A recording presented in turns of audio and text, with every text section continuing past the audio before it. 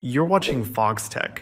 If you want to organize your iPad's home screen in a way that actually makes sense to you, here's exactly how to do it. Start by tapping and holding anywhere on the home screen until the apps begin to jiggle. Once they do, you can drag them around into the order you prefer.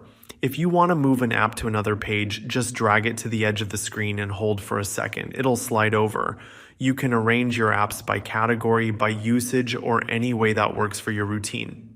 To keep things tidy, you can create folders by dragging one app onto another.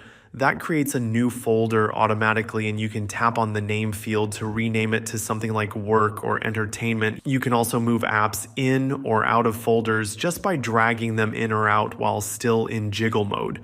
The dock at the bottom is great for your most used apps. Just drag an app down there so it's always easily accessible from any page. And if you want to manage your overall layout, tap the row of page dots near the bottom.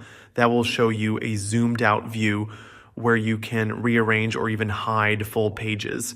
When everything looks good, tap done in the top right corner or just press the home button to lock in your layout. Thanks for watching Foxtecc.